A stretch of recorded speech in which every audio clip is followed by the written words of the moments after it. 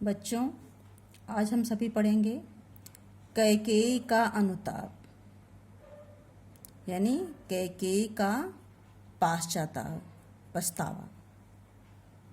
तो यहाँ पे ये कैकेयी का अनुताप जो है मैथिली शरण गुप्त की का जो महाकाव्य है साकेत, उससे लिया गया है। तो इसमें बनवासी राम को, यानी अर्थात जब राम को 14 वर्ष का वनवास हो जाता है और भरत आते हैं ननिहाल से, तब भरत सहित सारा राज समाज श्री रामचंद्र जी को मनाने के लिए चित्रकूट जाता है और वहीं पर एक सभा आयोजित की जाती है और यहाँ पे उस सभा का वर्णन किया गया है। तो अनुताप माने पश्चाताप, पछतावा। तो बच्चों हम लोग देखेंगे अब। तदंतर बैठी सभा उटज के आगे। तो यहाँ पे चित्रकूट में बनवासी राम की जो कुटिया है, उटज माने कुटिया, उसके आगे, उसके सामने शाम के समय सारी जो सभा थी, जो राज समाज आया था, वो सभा बैठ गई। अयोध्यावासियों की सभा प्रारंभ हुई। नीले वितान के तले दीप बहु जागे। उस समय नीले वितान माने तो चंदोवा या चांदनी, के तले माने नीचे, दीप बहु जागे। बहुत सारे नीले आकाश रूपी चांदों के नीचे नक्षत्र रूपी जो बहुत सारे दीपक जाग रहे थे, जगमगा रहे थे। यानी रात्र थी, नीला आकाश था, वहां पे बहुत सारे तारे जगमगा रहे थे। टकटकी लगाए नयन सुरों के थे वे। टकटकी माने एक टक देखना, नयन माने नेत्र, सुर माने देवता।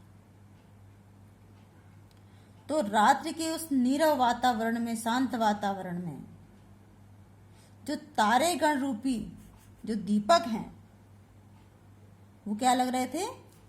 वो ऐसे दिखाई पड़ रहे थे मानो जो देवता गण हैं वो एक टक उनके नेत्र ही हों वो, और वो लगातार नीचे सभा में क्या हो रहा है वो देख रहे हैं। परिणामों उत्सुक, यहाँ पे परिणाम धन उत्सुक गुण संधि है। परिणामों सुख उन भयातुरों के थे वे। भय माने डर, आतुर माने व्याकुल।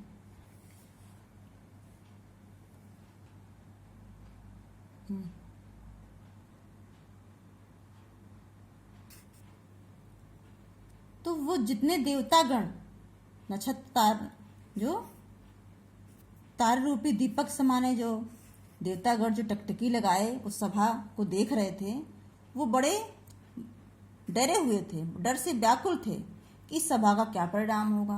कहीं ऐसा ना हो कि भरत आए और रामचंद्र जी को मना लें, वो मान जाए, लौट जाए अयोध्या, तो फिर आगे की जो घटना होनी है, सारे राक्षसों का वध होना है, वो कैसे होगा। इस वजह से वो लोग डर हुए थे। उत्फुल्ल करौंदी कुंज वायु रह रह कर। करौंदे का कुंज माने बगिया, करौंदा छोटा छोटा सा होता है फल। तो करौंदों की जो बगिया से जो फूली हुई करौंदे हैं, करौंदों के फूल लगे हैं, तो उनसे हो करके जो हवा गुजर रही थी, करती थी सबको पुलक पूर्ण महिमा कर। उसकी जो सुगंध थी वो सारी सभा में बैठे सभी व्यक्तियों को रोमांचित कर रही थी। वह चंद्रलोक था, कहाँ चांदनी वैसी। वो जो स्थान था सभा में, वहां चांदनी छिटकी हुई थी, तो ऐसा लगता चंद्रलोक ही वहां उतर आया हो। कहाँ चांदनी वैसी, जैसी निर्मल स्वच्छ चांदनी वहां पर बिछी हुई थी, वैसी चांदनी अन्यत्र संभव नहीं। प्रभु बोले गिरा गंभीर निधि जैसी। ऐसे में प्रभु अर्थात श्री रामचंद्र जी, गिरा माने बाणी, गंभीर, नीरनिधि यानी समुद्र। तो श्री रामचंद्र जी अपनी समुद्र के समान गंभीर वाणी में उसी सभा में बोले। क्या बोले? हे भरत भद्र अब कहो अभीप्सित अपना। भरत भद्र यानी हे मेरे शालीन शिष्ट भाई भरत, और अभीप्सित माने होता है इच्छित, अर्थात आपकी क्या मनोकामना है, इच्छा। तो हे भरत भाई, अब आप किस उद्देश्य से यहाँ आए हैं, आपकी क्या इच्छा है वो आप कहिए। सब फजग हो गए भंग हुआ जो सपना। तो सारी सभा में सारे लोग बड़े फजग हो गए, सावधान हो गए। ऐसे सावधान हो गए, भंग हुआ जो सपना, मानो कोई सपना देख रहा हो, चल रहा हो और वो सपना एकाएक भंग हो गया अर्थात टूट गया। तब ऐसे जब श्री रामचंद्र जी ने उनसे पूछा कि आप अपनी मनोकामना कहिए, आप यहाँ पे क्यों आए हैं? तब भरत जी कहते हैं, हे आर्य रहा क्या भरत अभीप्सित अब भी। हे आर्य यानी हे प्रभु राम श्री राम, रहा क्या भरत अभीप्सित अब भी, क्या भरत की अब भी कोई इच्छा मनोकामना शेष रह गई है? मिल गया अकंटक राज उसे जब तब भी। अब तो उसको निष्कंटक, अकंटक माने बिना कांटे वाला, निष्कंटक, जब उसको निष्कंटक अयोध्या का राज मिल गया है तब भी क्या उसकी कोई इच्छा शेष रह गई है? पाया तुमने तरु तले अरण्य बसेरा। तरु माने वृक्ष के, तले माने नीचे, अरण्य माने जंगल। तुमको वनवास मिल गया है, वहां पर तुम पेड़ों के नीचे रहते हो। रह गया अभीप्सित सेफ तदापि क्या मेरा। तदापि माने फिर भी मेरी कोई इच्छा भी शेष रह गई है। अर्थात मेरी तो यही इच्छा रही होगी ना कि आप वन में ऐसे जंगल में मारे मारे फिलें। तनु तड़प तड़प कर तप्त तात ने तह गया। इस लाइन में देखिए ता वर्ण की आवृत्ति हो रही है, तो कौन सा अलंकार होगा? अनुप्रास अलंकार। तनु माने शरीर, तप्त माने तड़पते हुए, तात माने पिता के लिए अर्थात दशरथ के लिए। पिता दशरथ ने तड़प तड़प कर श्री रामचंद्र जी के वियोग में अपने शरीर को छोड़ दिया, मगर अपने वचनों को नहीं त्यागा। क्या रहा अभीप्सित और तथापि भागा। फिर भी अभागे भरत का कि कोई इच्छा और अभी शेष रह गई है। हा इसी अयस के हेतु जनन था मेरा। जनन माने जन्म। हाय इसी अपयस के लिए, इसी कलंक के लिए मेरा जन्म हुआ था कि मुझे मिले। और कहीं नहीं, निज जननी, निज माने अपनी, जननी माने माता, अपनी माता कैकेयी के हाथ हनन था मेरा, कि हाथ ही मेरा नष्ट हुआ था। मेरा जो अपयस रूपी जो मरण था वो अपने किसी और के द्वारा नहीं, अपनी माता कैकेयी के द्वारा ही मुझे प्राप्त होना था।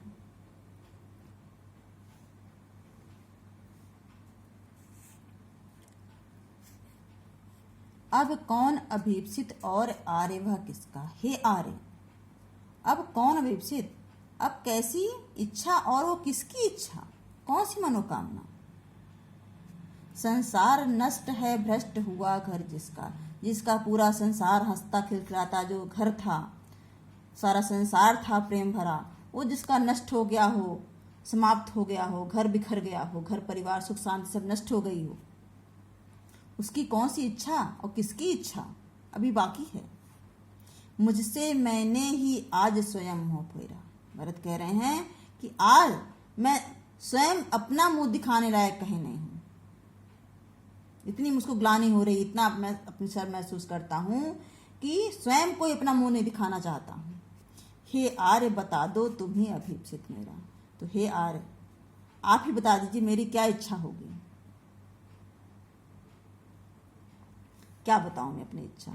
तो भरत की इस प्रकार ग्लानिपूर्ण बातों को सुनकर श्री रामचंद्र जी ने प्रभु ने भाई को पकड़ हृदय पर खींचा।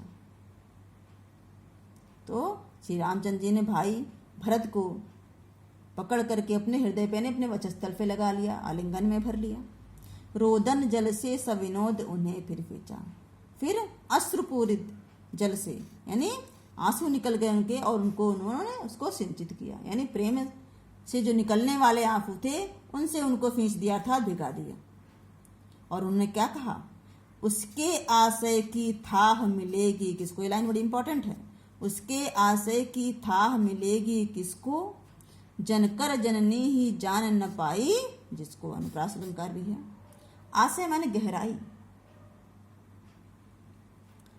कि उस भरत के हृदय की गहराई को कौन समझ पाएगा। जनकर जननी यानी जिसको जन्म देकर उसकी माँ ही उसको नहीं समझ पाई हो कि मेरे बेटे के अंदर कौन से भाव हैं, उसके हृदय की भावना को जिसकी माँ ही नहीं समझ पाई हो, उसके हृदय की गहराई को अन्य कोई क्या समझ पाएगा। बस यहीं पर कैकेयी को मौका मिल जाता, क्योंकि कैकेयी कोई भी बुरा व्यक्ति हो जब वो गलत करता है तो बाद में उसको पछतावा भी होता है, मगर लोगों को मौका नहीं मिलता अपनी बात कहने का। यहाँ पर कैकेयी का अनुताप से तात्पर्य है कि कैकेयी को पश्चाताप हुआ, कुछ से गलती हो गई है और यहाँ पर वो अपने बातों को रखती है। यह सच है तो अब लौट चलो तुम घर को। तो रामचंद्र जी कहते तुरंत कैकेयी को मौका मिल गया और कहती है भैया जो आपने कहा कि उसकी माता इसको समझ नहीं पाई थी भरत को, अगर तुम इस बात को सच मानते हो तो अब तुम घर अयोध्या नगरी वापस लौट चलो।